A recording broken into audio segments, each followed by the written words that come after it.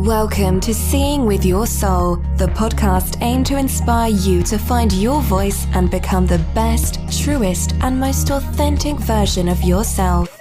Spiritually intimate, soul-to-soul conversations, life-changing insights, and spiritual teaching and healing.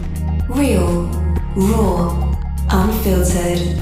Join your host, Tisha Michelle. Sometimes you just have to let that shit go. Welcome and welcome back to Seeing with Your Soul. I'm your host, Tisha Michelle. Yo, guys, this is the last episode before my birthday. Taurus gang, what up? It is almost another year around the sun, and I am loving life even more. And I know that might sound cheesy, but I'm dead ass serious. I'm really, really loving life. I used to judge people, so sorry now, who would be like, oh, it's my birthday month, it's my birthday week. I'm like, no, you just have that one day. Like, it is not that serious. Didn't say it to them, but what I was thinking in my head. And I get it now. It's such an honor and a blessing to be able to just wake up, right? So if you made it another year around the sun, I get it. I get it. Last year was my 40th birthday, and I spent it in a brand new state, which was Arizona. And I also spent it with new people in my life. And the year before that, I wouldn't have imagined that's what I would have been. First of all, I didn't even imagine doing anything for my birthday, but let alone in a brand new state and with new people. And I had hella fucking fun. What's up? Shout out to my girl, Janine, who was just on the podcast. Yeah, so I'm loving life so much more. I'm super excited for my birthday. And then the day after my birthday, I get to spend it with 10 beautiful souls at my Arizona retreat. So I'm excited about that too, being able to just, exchange that energy and do what I love, which is just, really connecting with people and sharing my gifts and stuff. So that's pretty dope. And I have a lot planned for my birthday, not like party or anything of that sort, but just a lot of things that is just really just about me, which is what it should be. Hello, it's my birthday. I'm one of those people now. So, but if you guys want to exchange some energy with your girl and get me something for my birthday, my Cash App is, wait for it.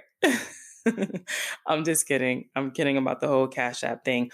But what I would love for you to do for my birthday is to head on over and give me an honest rate and an honest review of the podcast, because it does help me come up in the feed, which in actuality, why am I struggling? Probably because I'm tired. Bear with me. But in actuality, it helps me to reach more beautiful souls such as yourself. So I'm going to thank you guys in advance. Thank you for the rate and the review. You guys are amazing. All right. So in this present moment, I would say that I am grateful for knowing when to pivot.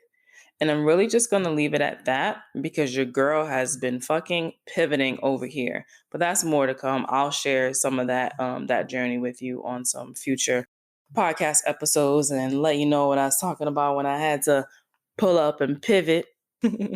All right. So now your turn. Unless you are driving, y'all know the deal. And maybe you don't know the deal because you're new. And if so, hello and welcome. All right. I want you guys to go ahead and close your eyes. Let's connect. Let's get grounded. Let's vibe.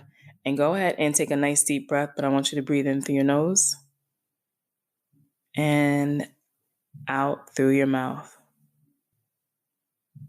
Then another deep breath, breathing in through your nose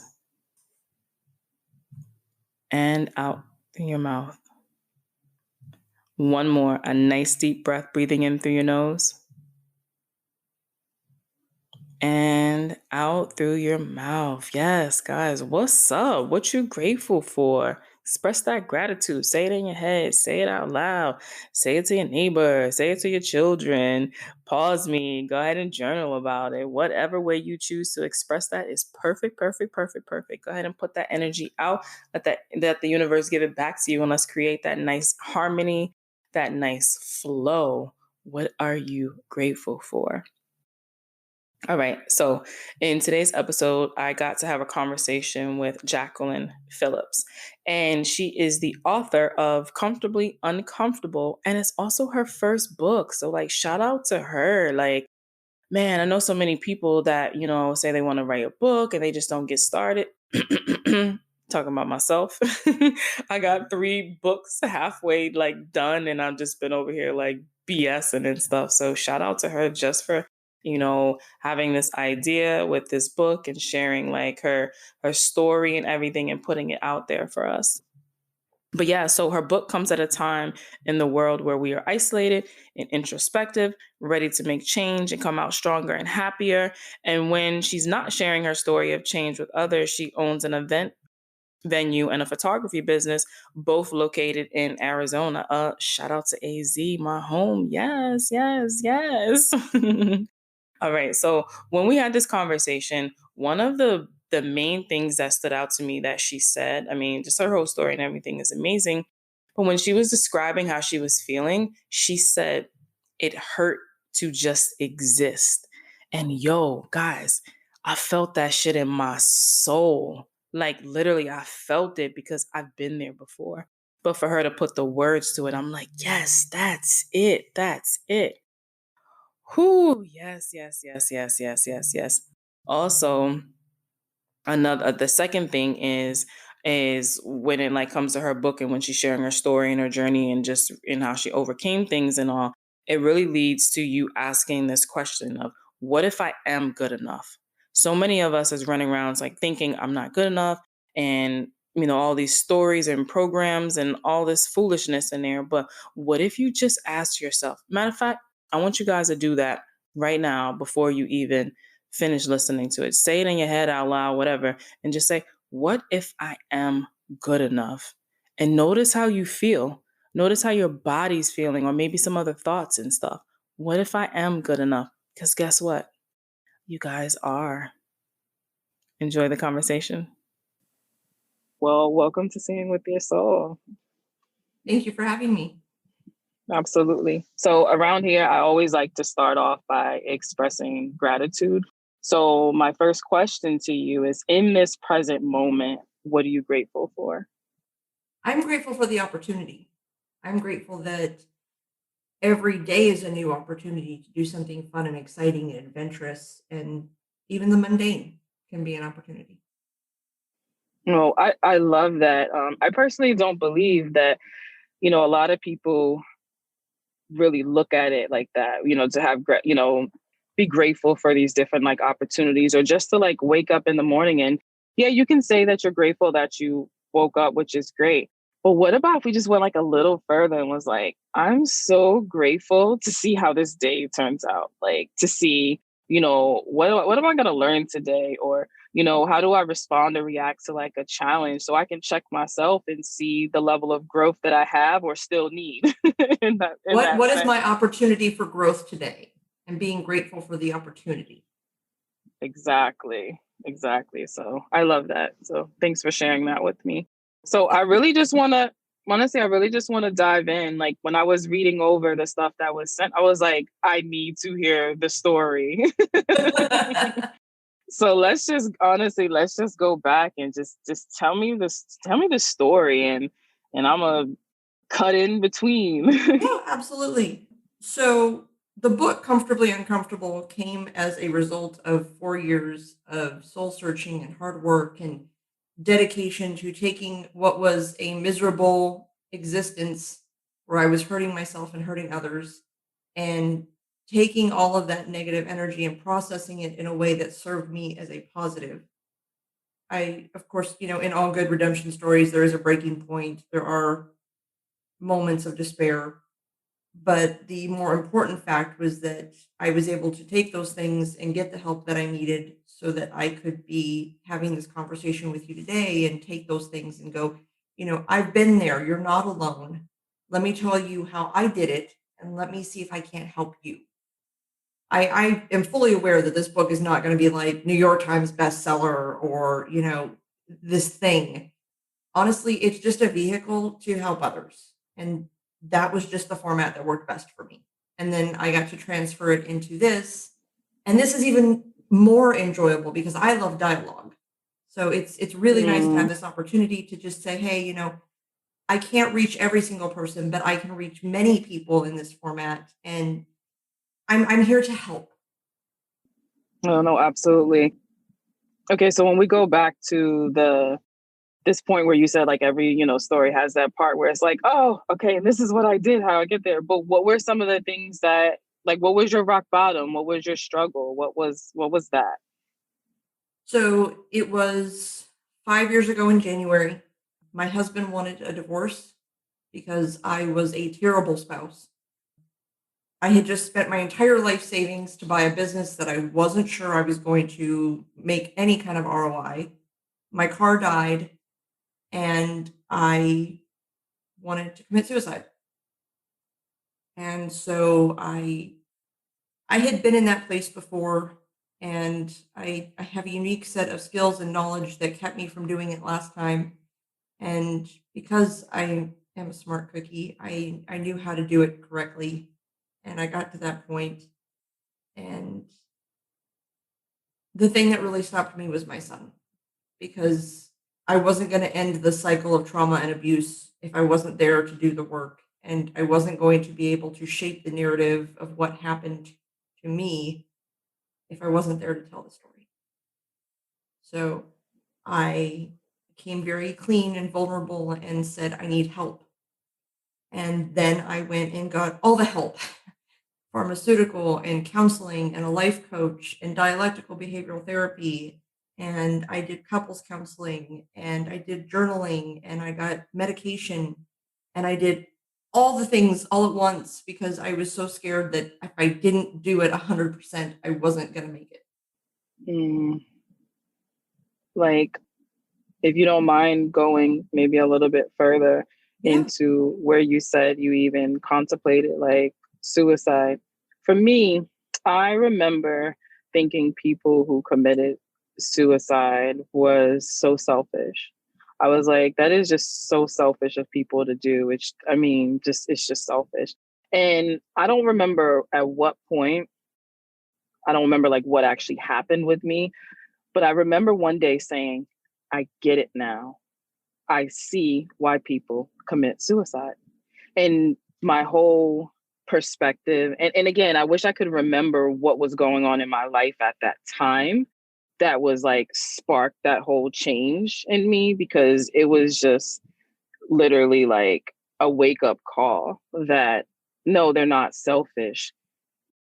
They got to a point where they felt like they couldn't take it anymore. And I felt like that. I never tried to commit suicide. Like, but I was like, yo, I get it. If it wasn't for my children, I probably would have been checked out. Like, you know what? I'm good. I'm done. I'll just come back another lifetime and figure it out then.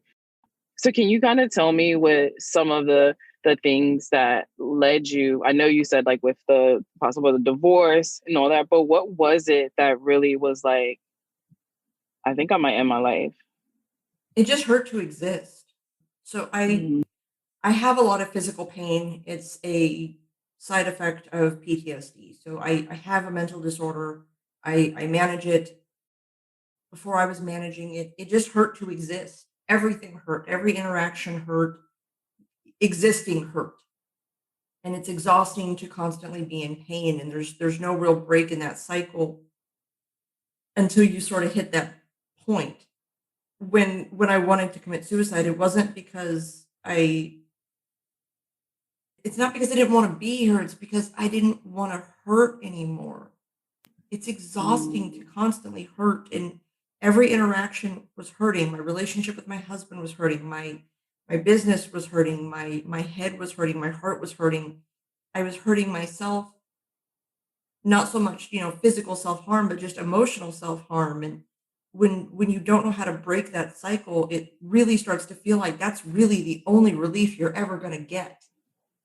And I would say that it wasn't that I was being selfish, it was that I was exhausted and I just needed a break. And I didn't know any other way to find that break in that moment.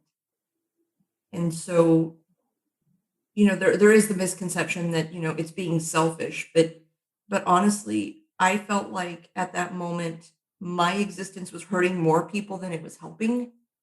And with that belief, it just didn't make sense to be here anymore. Yeah. I can, like I said, I can definitely see that. And which is another reason why I think it's so important to like share your story, right? To really share your story, to let other people know that they're not alone. Not only are they not alone, but there's other options like getting through it, right? Healing, understanding versus saying like, I mean, when you even take it back to just now, when you said like it hurt to exist, like, yo, I felt that. Like I felt that because I've been there before. And that's such a great way to put it. That it literally hurt to exist because it was like, this is going on and this is going on. And And it's you really never just going to don't know end. what to do. Yeah. And there's a story. It's never going to Yeah. end. That's the story that's there. And it's like, well, what do you do? Yeah, exactly. And honestly, it wasn't something that like just it wasn't a snap overnight. I mean, there were obvious days that were so much harder than others. And I am still not the picture perfect recovery. I still have bad days. I still have days when I think, why am I doing all this? Why am I fighting so hard? Why does it hurt so bad? But having that knowledge base now to be able to go back and go, you know what? I just got to get through the next 10 minutes. If I can make it through the next Mm, 10 minutes, this will be a little less stressful. I just got to make it through the next 4 hours. If I can just get home and get to a safe spot and text my resources and go, hey, I'm having a bad day. Can you please just call me? Building up those tools so that when I did have those moments, they weren't life or death. They were just bumps in the road. It made it easier and it made it a more mindful practice. It's yeah, I not like that. oh, go ahead, sorry. Oh, no, you can go ahead. I say it's not unattainable when you're able to stop and break it down. And honestly, the most important thing I think I want to convey about suicide ideation is that it does not last long. That moment of wanting to end it all has a very short time frame. And honestly, just being mindful that this moment will pass. If I can get through that crisis moment, you can come out the other side. And you may experience it multiple times, and that's okay as long as you're willing to just sit with that moment. And it's uncomfortable and it's scary, and I give you permission to yell and scream and fight to get through that moment, but it is just a moment. It's such a small window that if you can breathe through it, you'll come out the other side. Yeah, absolutely. I remember having a breakdown moment almost 2 years ago when I moved to Arizona. And this was a big space for me because I just stepped out on faith and left everything. And we didn't know where we were going to stay, didn't have any money, none of that. And I remember sitting in the car one day while the kids were in the condo we were staying at, they were sleeping, and I was sitting in the car and I just like started crying and I started banging on the steering wheel. And I literally was like, and I cursed around here. I was like, this is fucking stupid. This is so dumb. I'm helping all of these people, but yet I'm in this space. And I was like, you know what? I give up. I freaking give up. And then I started laughing and I was like, I don't even know what that even means, but it felt so good to just say that. And that was what it was. So I agree. It's that moment. And if you can just push through, and push through doesn't mean get over it. Push through No, means whatever it is you're doing. If you want, like you said, yell, scream. I was banging on the steering wheel and I was yelling, saying, I give up. And then like after that, it was almost like when I said I give up was like a nice deep breath. And then I just like released it by saying like, I give up. And that was what I needed. And it dropped into me. It just was a quick download and it told me to go to this park. And when I went to the park, I was like, okay, now what? And I had this walk. And then this is when I heard reach out to the guy that the Airbnb we were renting from and have a conversation with him. And that just led to this whole other thing. But I had to go through that moment and I had to push through. And again, when I say push through, doesn't mean like, oh, you'll just get over it. Whatever you got to do, you do it. Whatever you got to feel, you feel it. And when I did that, it created space for this solution to drop in. And the solution that dropped in was also an uncomfortable one because I had to be vulnerable and have a conversation with this stranger and put aside my fear of rejection and just trust. And it opened up. So I love that you said it's that moment, and know that it doesn't last long.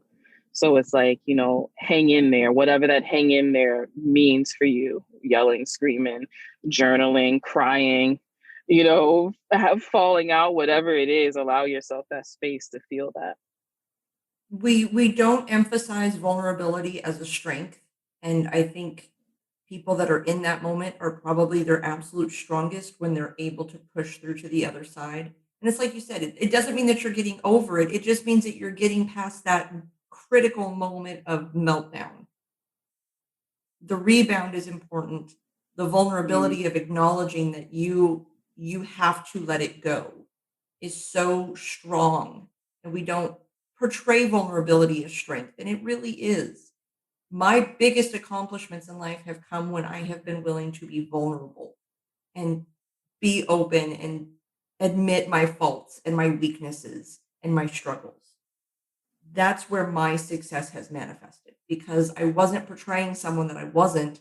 I was being 100% authentic. And that's when I get my best results. Oh my gosh, absolutely. And I like how you even said that you would reach out to people where I think you said like text and say, I'm having this type of day. Like, can you just like call me? That right there, that's it. That's it. It's pulling one of the tools out of your toolbox. And one of the tools could be a person that's your support system. It could be a go-to podcast that you listen to, right? One day I had someone send me a message on Instagram, and the person said that they had been, I don't remember their exact words, but they were saying that they hadn't been in the best mood, and they literally went through my page to make themselves feel better.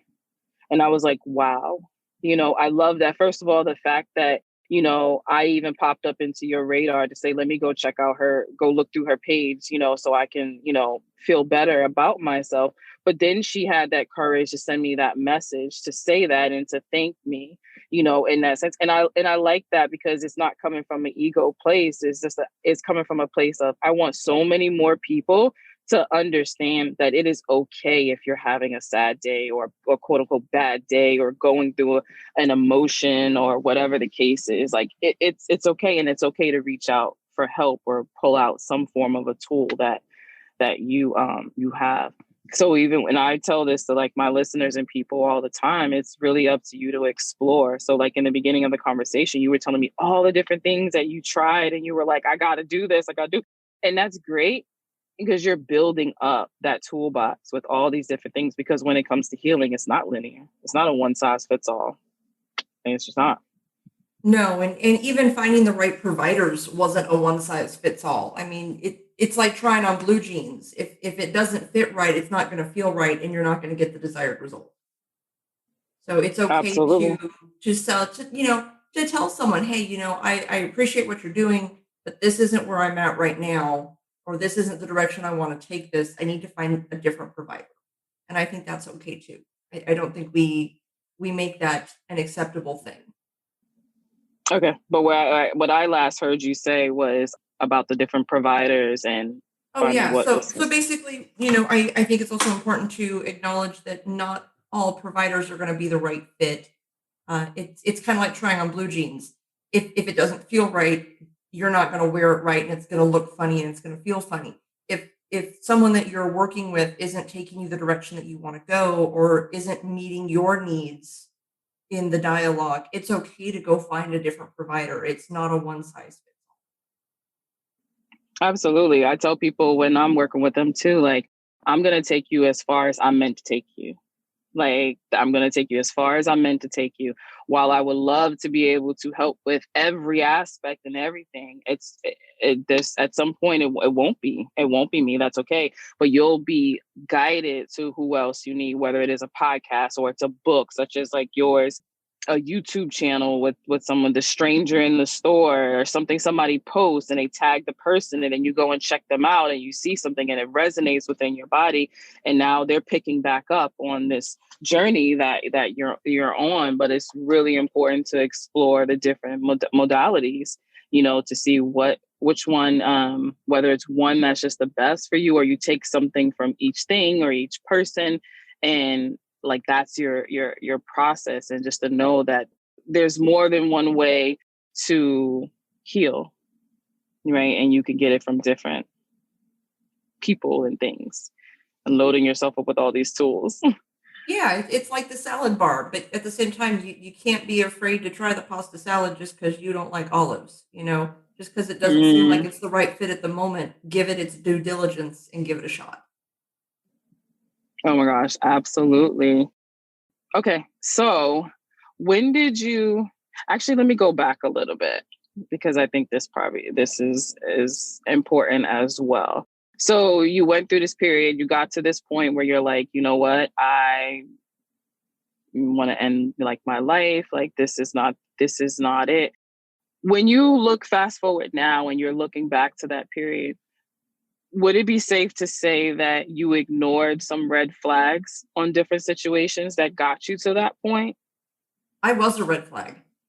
Mm. The blinders were super high, and I had built this whole mentality and persona and existence of, I'm a broken toy, nobody loves me, I have to fight for everything, nothing's going to come easy, nobody likes me, I don't deserve to be here. I was the red flag. And a lot of it was because I didn't have good tools going into adult life. I was taught to lie and I was taught to hide and I was taught to be other things because what I wasn't good enough. I grew up in poverty and instability and around mental illness and drug use. And so I didn't have this, warm, welcoming existence where, I was surrounded by love and healthy vibes. So I had built this hard outer shell, which was honestly just the haystack in the three pigs. One good blow and I fell apart. So I Mm. was the red flag, and I had to go back and I had to mend that flag and wash out all the hate that I had for myself so that I could be vulnerable and be the white flag and surrender that that person that I was didn't need to exist anymore and that I needed to figure out who I really was and what that really looked like. You were the red flag. I like that. I like to, you know what I mean? Like when you really think about it, it's like, yo, I am the red flag. Like this is these things.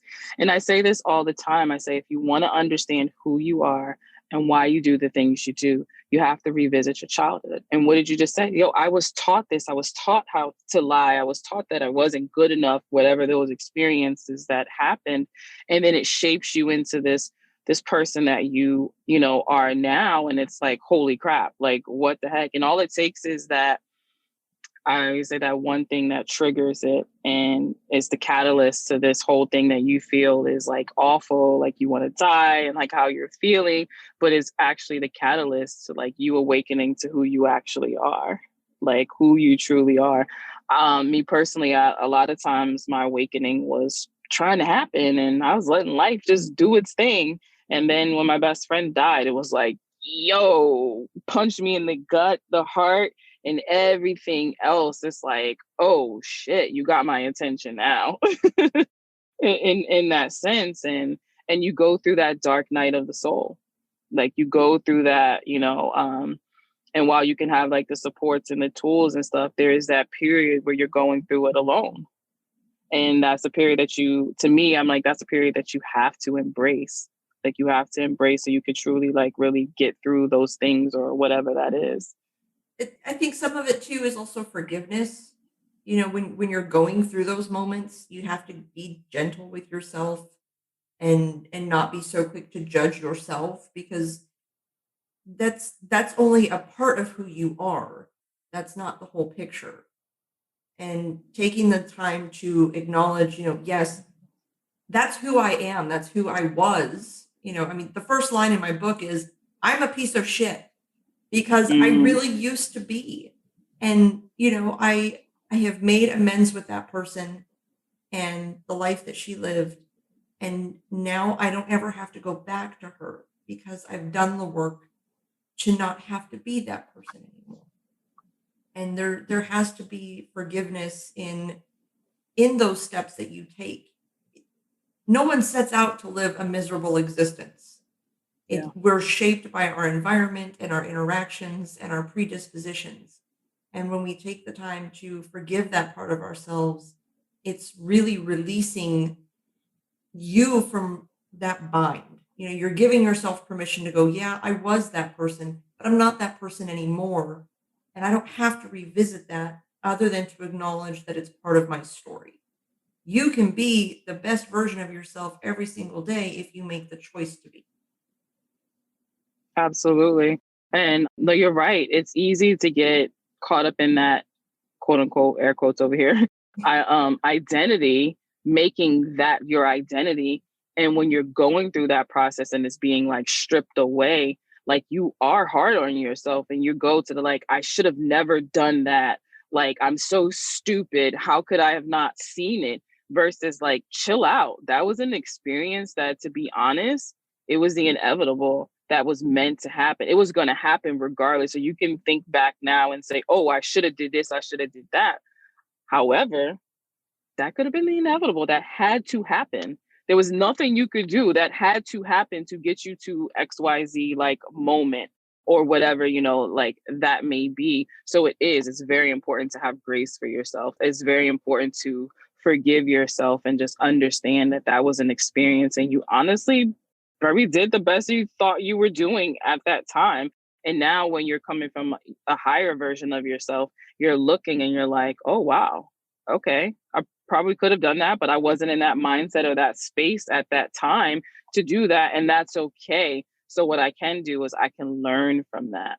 So now when that situation shows up again, because it probably will, and this is going to look different, but it's the same underlying theme, you can say, wait a minute, this looks familiar, but it's not, I'm not that same person, even though this looks and feels familiar, but I'm a different person. I've grown and now I can do something to change this so I can get off of the loop, if you choose to. And if not, because we have this great, wonderful thing that I'm always saying, sometimes you need to take that free will away from me because I will mess some shit up. Is, you can still be stuck in the actual loop, but it is your choice, right? It is your choice. So, and there's always a way, and there's so much, there's a lot of help out here now because a lot of people such as yourself are using your voice and sharing your story to, help people, to really help people through. And I think, and I just love that. So I just have to acknowledge that again, like with you. So thank you. It was I'm not religious, but there was a internal motivation, divinity or whatever you want to call it, that basically manifested and said, you've put all this work in, you're still using these tools, but what are you going to do with it? How are you going to make the world a better place now that you've done all this work? And so Mm, my work now is to hold other people's hands and, when they need it, hold them accountable and share my story and go, there's 7 billion of us on the planet. I'm about 99.9% sure there's someone who's been in your exact shoes. You're not alone. You don't have to do this alone, and you can get through this. absolutely. So let's talk about like this work, like we have like your book. Can we just talk a little bit more about like the book and what people could really like expect from it, like while when they're in this like this space? Yeah, so the great thing about the book is that it's small. It's a quick read. It's a couple of hours on Audible. I'm intimidated by big books, and so when I set Mm, out to do this, I wanted it to be something that was easily digestible. I wanted it to be like oatmeal. It's quick, it's dirty, it gets the job done, but it sits with you. And the great thing is, it's broken into 3 sections. It sort of tells my story, but you could literally pick up any chapter in the book and start from there and just kind of navigate it based on what you need. It's not a how to. It's not going to, here's 5 steps to live a happier life, because that's a BuzzFeed article and that's fluff. And I'm not here to give you fluff. I'm here to give you what you need, not what you want. It's very matter of fact, and it's very raw and it's very real, because I want people to know that you have to be vulnerable. And this is the most vulnerable expression of myself I've ever experienced and ever endured or put into the universe, because I want to reach others and let them know that vulnerability is a strength, not a deficit. The great thing about it is, as you start to do the work and you start to make the progress, different things are going to come up. The biggest thing I learned as I was doing all of this is it's kind of like a bottle of soda. You've got those little bubbles that are sitting at the bottom, and eventually they start to rise and they pop. Well, every time one of them popped, something new was coming up that I hadn't addressed before, because I had it so tamped down. But as I started to unearth these layers of trauma, these little things that I had never addressed that were a root cause of other issues would make their way to the surface. And so as I was doing my glow up, we'll call it that, that's kind of fun, a glow up, uh, you know, new things would come, and even I would go back into my own book and go, "Oh my gosh, this is where this actually came from." So it's not a one and done. It's not a you're going to be healed by the end of it. This is just a tool in your tool bag that you can come back to, and it's still going to feed you every time you go for that meal. I love that. I love that. It's so much that's packed in, just like what you said, about allowing it to be, it's a tool that can add to it. And I also love the fact that you're like, look, by the end of it, you're not going to be healed. Like, I'm not going to give you 3 steps and then you're going to be magically, like, because it's BS. Can we give you 3 steps? Absolutely. But that's not the magic. That's not it. Because honestly, those 3 steps might not work for you in the space that you're in right now. You might need to have a different step before you can even get those 3 steps to live a happy life, or 3 steps to, blase, to feed your soul. Like, I've even done topics and stuff like that, which is going to resonate with some people, but some people need the basics where I talked about before. Like, what is your soul? What is your ego? What's the difference between, you might need that step before you can listen to that podcast or read that book that says, this is this is that. And that's okay. You have to, sometimes you get that tool a little early, like Spirit will put it in, in your path a little early. And it's kind of like that book, right? You get those books and you're like, oh my God, I want this book. And you see it and then you haven't even opened and you're like, oh, I'm so terrible at that. No, you're not terrible at it. Spirit, God, whatever you connect to, just wanted you to have this now for when you're ready. And you're going to know when you're ready, when you get up and you walk over there and you pick up that book. Now is the time. But instead of you having to get back out and try to, them giving you signs to get this other tool, nah, it's already here. Right. Or I've had people reach out to me about hypnosis, and we've hopped on a call and had a conversation about it. And that was just it, answering the questions and debunking any myths and stuff. And then I don't hear from them, it's like a month or 2 months later, and I don't even actually hear. I just get a notification that they booked hypnosis. And then before we talk, they tell me some things that happen. And I'm like, They're like, sorry, it took me so long to book. And I'm like, never apologize. It's always in divine timing. You weren't ready for it, but I needed to give you the information on there so you can have that and go through the other different things. Right. So even just with you saying that about like your book, like I can already feel like the energy that you put behind writing that book is like, look, I'm letting you know healing is not linear. Like it's not. So this is like what this is. And you're going to be able to add this tool to like your toolbox. And I just love that. And easy to digest. Like, let's go. Like, let's get to the nitty gritty. And, let me pull this out. There's only so many hours in the day. If I were to put a stack of 600 pages in front of you and go, here you go, this is what you need, it's going to take you a while. And, a mom, a business owner, life is busy. The last thing I want to do is make my help a chore. I want it to be something you look forward to. It's, this chapter is only 3 pages. I'm going to knock out this chapter and I'm going to feel good. And then in a couple days, when I've got another 10 or 15 minutes in the carpool line, I'm gonna bust it out and read another chapter. I want people to be excited about getting to it because there's gonna be something for everybody, regardless of where you're at in your journey. And I don't want it to be something that you're gun shy from. When it's right for you, it will come to you and it will be there for you. Absolutely. It's really just building that bag up or that box or that book bag, whatever you want to store your tools in. It's there. My sister-in-law, she's the older sister of my best friend that died. And one day she called me for something and she was like, so I don't remember exactly how it went, but she was like, girl, I was over at with such and such and they told me that I need to go see this person. And they gave the image. She was like, girl, he's like a hypnotist. And I was like, oh my God, I love hypnosis. This was before I was like certified. She's like, wait, what? And I was like, yeah, I'm like, it is amazing. And she was like, are you for real? Because I just was like, whatever. I rolled my eyes at this. And I was like, no, girl, you should go. I said, it'll help. You should go. And then I kind of told her my story about it and all. So she did book the session. And to this day, she tells people now, she says, hypnosis saved my life. She's like, she said, try all different things because it was the death of her sister, which was like her daughter. And hypnosis but it was something that she was overlooking and was just like rolled her eyes and was like, I don't know why they gave me this, like whatever. But for whatever reason, she was led to call me, not about that, but just to talk about something. And that came up. And then I was like, oh my God, it's amazing. You should do it.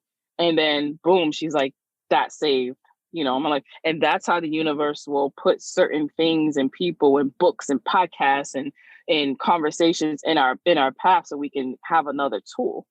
Yeah, when you're willing to remove the blinders and open yourself to possibility, the universe will provide.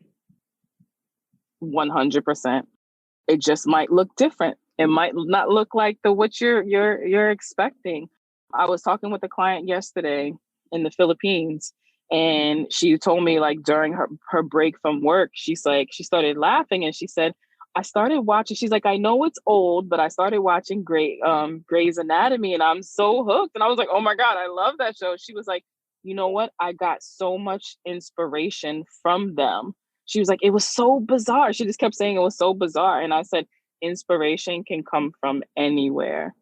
Like your team, whether, like I said, your spirit guides, angels, ancestors, God, whatever you're relating to, will know how to clearly and effectively get messages to you if you, like you said, take those blinders and keep yourself like open to receive.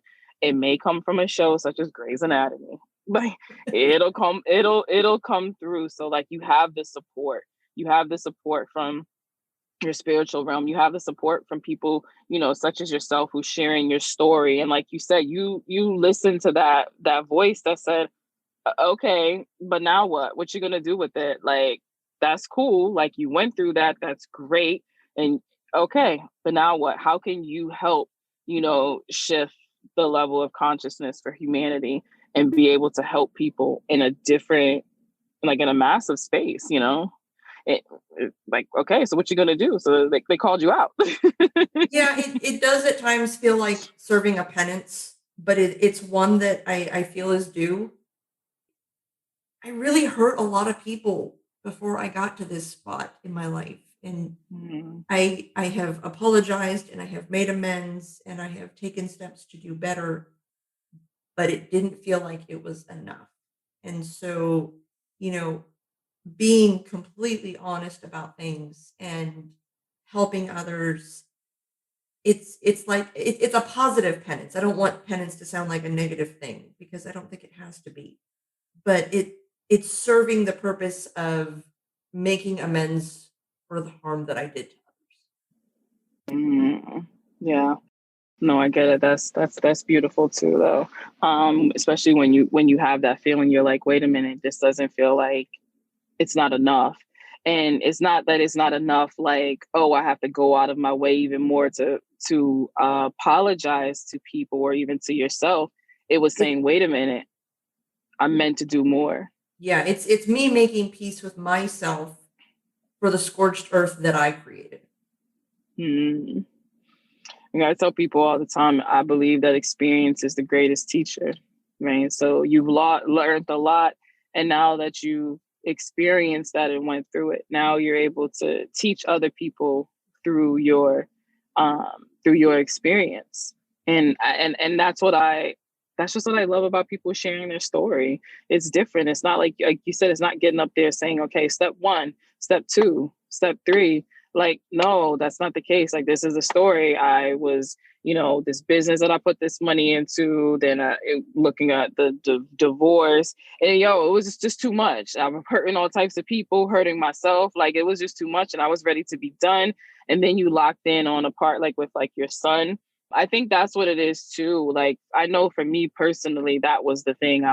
If it wasn't for me having children, I'm like, yeah, I would have been like checked out of this place, because I'm like, this game is stupid. Like, Where's the reset button?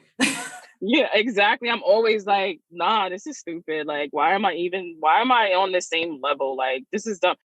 But then when I think about me not physically being here, how that would affect my kids, I'm like, nah, that's not even an option right there. Like, I wouldn't even like intentionally go and like put them through that pain. And some people might not even have children. However, I think that if you can lock into something, if you can lock into something, that helps. And that something for me was my children. I was like, man, they would be devastated. I said this to one of my close friends the other day. I said, oh yeah, I said, if I knew that my kids would be like okay and like good and be like, okay, well, mommy's my spirit guide now, we're cool and stuff, I was like, yo, I would have been check out. And she was like, I get what you're saying about your kids. She was like, but I would be to pieces if something happened to you. So I need you to include me in that. And I was like, you never know whatever. who's watching you and who's For looking sure. to you for guidance. And, For sure. we put that on kids, well, your big brother's that's your compass point, you have to be a good example. And we don't think about that as adults, but you really are an example to someone. Someone is watching you and learning from you, and how you interact in the world around you is teaching other people what's okay and what's not okay. And it's hard to remind yourself of that from the get-go of, someone's Yeah. watching me. Well, why are they watching me? Because people look up to you. Someone somewhere is looking up to you going, I want to be that. Yeah. Then you need to be the best of that, even on your worst days, because someone is looking to you for guidance. Yeah, absolutely. And that worst day could be you expressing that it's your worst day, you feeling like being honest with it. And that's where that is. Doesn't mean you have to put on a smile for a person. It's like you show up and you let them know, like, today has been a shit show. And that's okay, because then people can see that you're relatable, that you're That you're real. relatable, you're real, in that happens. Like, I'll tell people that all the time. I'm like, I don't have all of the answers. I don't have all of the answers. I still have my own like moments, that I go through. I mean, I tell people all the time that when I'm working with my client, I said the difference between me and you is I practice building up my intuition more than you. That's it. It's just that I practice it more. That's where there. So it's not that it's magic when I'm talking to you and tuning into like your energy and telling you these things. First of all, I called in your spirit guides to help me. They're your spirit guides.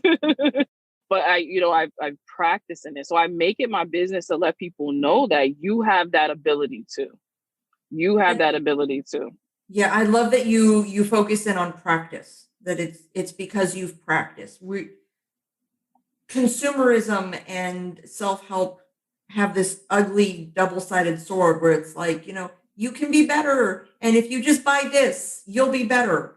And that's not true, because buying stuff isn't going to fill your soul and give you your inner peace. It's just like going to the gym. Every single day you have to work at this. Every single day I have to work at this. Because if I don't, I lose all the work that I've done. Yesterday was a terrible day for me in regards to my business. And I had all of those negative thoughts flood into my head. And I had to stop and go, you know what? This is just a reaction to a situation. And if I practice my control over the situation, I can recover from this and move forward and recover the rest of the day and make the best of an interaction. But you have to practice it, even when you don't think that you need it, because the day that you do need it is the day that you're going to have to pull that muscle back out and say, all right, this is what we've been working for. We're going to use it today. This is why it's here. It doesn't happen overnight. It doesn't come easy. It's an every single day. It's 2 minutes in the morning. It's 5 minutes of gratitude before bed. It's writing it down, because sometimes I write it down first so that I don't rip someone's head off, because I can gather my thoughts and then go, okay, now I know what I need to talk about now that I've removed the emotion. Absolutely. It's really coming from like that space of every day is research. Every day is a day for me to learn more about myself, to learn more about my fears, my traumas, my wounds, my triggers, the things that make me extremely happy, the things, when I feel like my best. So it's that level of awareness of every single day, just becoming more and more aware of like who you are, because especially depending on how, like your age, you're like starting to wake up and understand that I got to unlearn all these things. I got to shed all of this. I'm in a rebirth. I'm in a transformation. It's a lot. It's a lot when your whole life you've thought like this, and then all of a sudden you're starting to like this change and stuff. It's a weird space to be in. But yeah, the more you practice it, every single day, like the better. So I can call myself out. So if I'm having a conversation with someone and I'll say to them, I'm like, yo, I'm about to straight speak from my ego, yo, and I'm 100% cool with it. Like, look, this is what this is. And I don't have no problem. Or like, I'll go through something and I'll be like this is around like a guy, like opening yourself to like love. And I know that I struggle with that area. And this guy has been like communicating with me. And I was on the phone with my friend and I was like reading the message that he was sending to me. Right.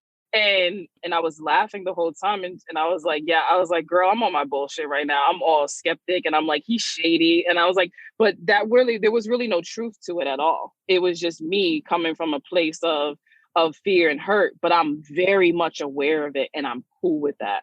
I'm cool because when I'm ready to really pull the trigger and make that shift, I know that I can do that. Like, I know that I can do that. So yeah, it is coming from that place of practicing and being aware. So like, because I didn't even realize like we just been flowing and chatting. This is great. So I appreciate the time you've been giving me. But before we wrap it up, like how can we support you while you're supporting other people? So Comfortably Uncomfortable, The Road to Happiness Isn't Always Paved is available on Amazon in print. You can download it to your e-reader or your Kindle. If you like conversation format, I'll read it to you on Audible. There's grownupgrowingpains.com, which is a companion website for the book. I actually list the providers that I still use and resource. I have different worksheets and meditation guides and all the little tools that I access when I'm having a tough time. I make them available. There's also my Instagram where I post everything from how to identify breast cancer to me being 100% and telling you I'm having a bad day and why I'm having a bad day and what I'm going to do to fix that bad day, because we learn from examples and I want to be a positive example.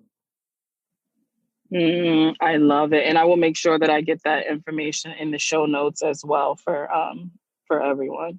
So, well, thank you. I really appreciate you taking time out of your day to really just share a part of your story and how you can help listeners and everyone else. And just again, kudos to you for using your voice and expressing yourself to the world the best way that you feel like you can serve. So for that, I'm truly grateful.